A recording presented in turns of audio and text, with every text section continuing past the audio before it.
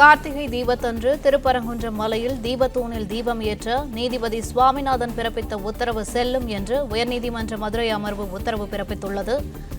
திருப்பரங்குன்றம் மலை தீபத்தூணில் கார்த்திகை தீபத்தை கோவில் தேவஸ்தானம் ஏற்ற வேண்டும் என்று உயர்நீதிமன்ற மதுரை அமர்வு உத்தரவு பிறப்பித்துள்ளது. இதுகுறித்த கூடுதல் விவரங்களை எமது செய்தியாளர் ராஜகுமரன் வழங்க கேட்கலாம். வணக்கம் ராஜகுமரன், விவரங்கள் என்ன? திருப்பரங்குன்றம் வழக்கிலே ஒரு மிக முக்கியமான தீர்ப்பாக இது அமைந்திருக்கின்றது. பல ஆண்டுகளாகவே அங்கே இது வழக்காக நீதிமன்றத்தை வந்தடைவதற்கு முன்பாகவே திருப்பரங்குன்றத்தில் பல்வேறு அமைப்புகளை சார்ந்தவர்கள் காலம் காலமாக இருந்து வந்த நடைமுறை இடைக்காலத்தில் மாற்றப்பட்டது. மீண்டும் அந்த நடைமுறையை தொடர்வதற்கு அனுமதிக்க வேண்டும். தீபம் என்பது எல்லா பகுதியிலும் மலை உச்சியில் இருக்கக்கூடிய தூண் போன்ற பகுதிகளில் தான் ஏற்றப்படுகின்றது. தீபம் என்பது அந்த சுற்றுவட்டாரத்தில் இருக்கக்கூடிய மக்கள் எல்லாம் பார்க்கும் விதமான ஒரு கட்டமைப்பில் தான் ஏற்றப்படுமே தவிர கோவிலுக்குள் வைத்து தீபம் ஏற்றக்கூடிய நடைமுறை எங்கும் கிடையாது என்பதையெல்லாம் சுட்டிக்காட்டி தங்களுடைய கோரிக்கையினை முன்வைத்துக் கொண்டிருந்தார்கள். இந்த நிலையில்தான் ஒரு நூற்றாண்டு போராட்டத்திற்கு கிடைத்திருக்கக்கூடிய வெற்றியாக இது அமைந்திருக்கின்றது. கிட்டத்தட்ட 1905 முதலே திருப்பரங்குன்றம் தீபத்தூணிலே தீபம் ஏற்றுவதற்கான வழக்குகள் ஒரு முறையீடாக இருந்து வந்திருக்கின்றன. இந்த நிலையில்தான் கார்த்திகை தீபத்தன்று திருப்பரங்குன்றம் மலையிலே தீபம் ஏற்றுவதற்கு அந்த தீபத்தூண் பகுதியிலே நீதிபதி சுவாமிநாதன் பிறப்பித்த உத்தரவு செல்லும் என்று மதுரை அமர்வு தெரிவித்திருக்கின்றது. மலையினுடைய தீபத்தூணிலே கார்த்திகை தீபத்தை கோவில் தேவஸ்தானம் ஏற்ற வேண்டும் என்று மதுரை அமர்வு சொல்லி இருக்கின்றது. திருப்பரங்குன்றம் மலையின் தீபத்தூணிலே தீபம் ஏற்றக்கூடிய நிகழ்வை மாவட்ட ஆட்சியர் மேற்பார்வையிட வேண்டும் என்றும் அறிவுறுத்தல் வழங்கியிருக்கின்றது மதுரை அமர்வு.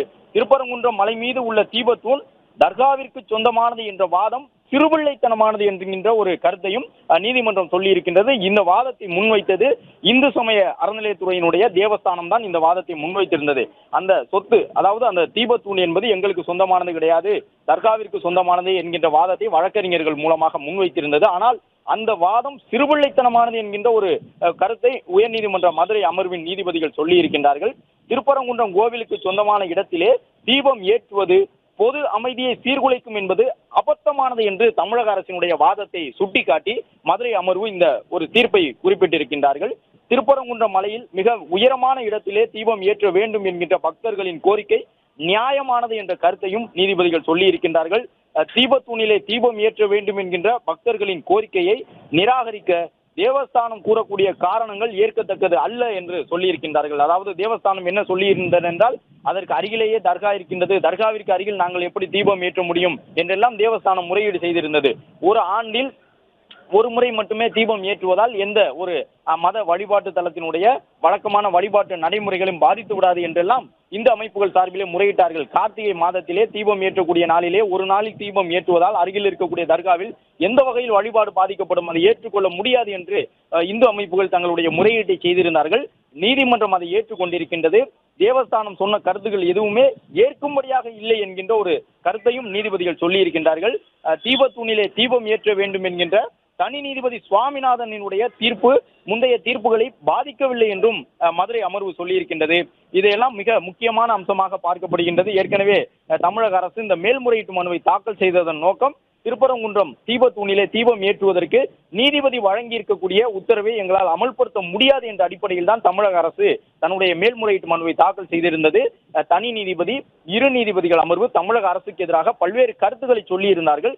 ஆனாலும் கூட தொடர்ந்து தமிழக அரசு தரப்பில் ஒரு முயற்சி செய்யப்பட்டது. சட்டம் ஒழுங்கு பாதிக்கப்பட்டு விடக்கூடாது, தீபத்தூணிலே தீபம் ஏற்றுவதால் மற்றொரு மத வழிபாட்டு தலம் அருகிலேயே இருப்பதன் காரணமாக எந்த விதமான ஒரு மனஸ்தாபமும் யாருக்கும் வந்துவிடக் கூடாது என்ற அடிப்படையிலே தமிழக அரசு தங்களுடைய வழக்கறிஞர்கள் மூலமாக வாதங்களை முன்வைத்திருந்தார்கள். என்றாலும் இப்பொழுது நீதிபதிகள் மிக தெளிவாக தீர்ப்பை சொல்லி இருக்கின்றார்கள். ஏற்கனவே தனி நீதிபதி வழங்கியிருந்த தீர்ப்பு ஏற்கப்பட்டிருக்கின்றது.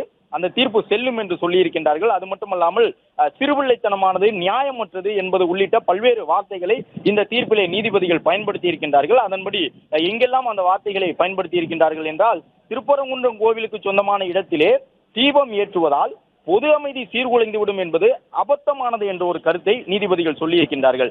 அது மட்டுமல்லாமல் தீபத்தூணிலே தீபம் ஏற்ற வேண்டும் என்கின்ற பக்தர்களின் கோரிக்கை நியாயமானது என்பதை நீதிமன்றம் ஏற்றுக்கொண்டிருக்கின்றது. மேலும் ஏற்கனவே கடந்த காலங்களில் எல்லாம் வழக்கு தாக்கல் செய்யப்பட்ட பொழுது திருப்பரங்குன்றம் மலையினுடைய உயரமான இடம் எதுவோ அந்த இடத்தில் இருந்து தீபம் ஏற்ற அனுமதிக்க வேண்டும் என்கின்ற ஒரு முறையீடு செய்யப்பட்டிருந்தது. அதற்கு எதிராக கூட தமிழக அரசு சார்பில் வாதங்களை முன்வைத்த பொழுது உயரமான இடம் என்பது தர்கா அமைந்திருக்கக்கூடிய பகுதி, அப்படி இருக்கும் பொழுது தர்காவை ஒட்டி எப்படி தீபம் ஏற்ற முடியும் என்று கேட்டிருந்தார்கள்.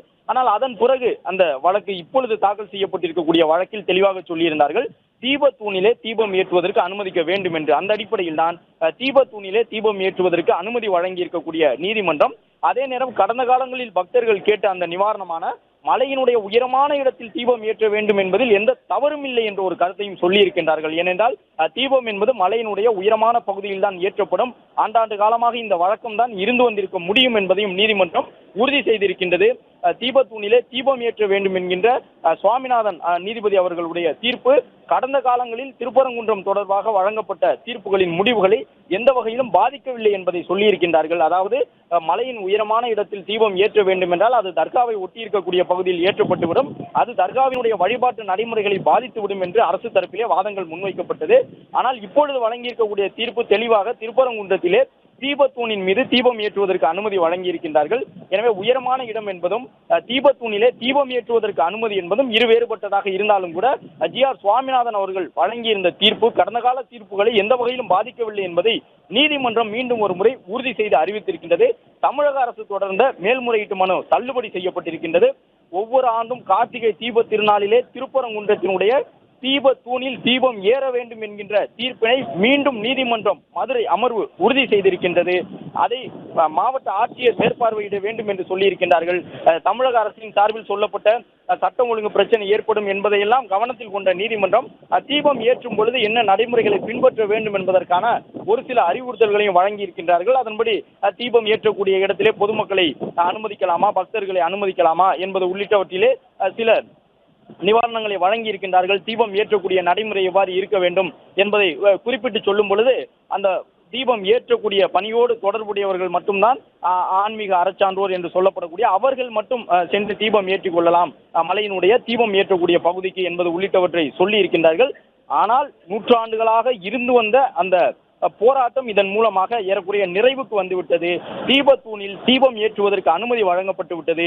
கிட்டத்தட்ட பிரிட்டிஷ் ஆட்சி இங்கு வருவதற்கு முன்பாக என்ன நடைமுறை திருப்பரங்குன்றம் மலையில் இருந்ததோ அந்த நடைமுறை மீண்டும் தொடங்கப்பட்டிருக்கின்றது. நீதிமன்றம் இதன் மூலமாக சொல்லாமல் சொல்லி இருக்கக்கூடிய செய்தி அந்த தூண் என்பது தீபத்தூண் தானே தவிர எந்த சர்வே கல்லும் அல்ல என்பதை நீதிமன்றத்தினுடைய தீர்ப்பு மறைமுகமாக சுட்டிக்காட்டி இருப்பதாக இந்து அமைப்பை சார்ந்தவர்களும் இப்பொழுது செய்தியாளர்களை சந்தித்து தெரிவித்திருக்கின்றார்கள்.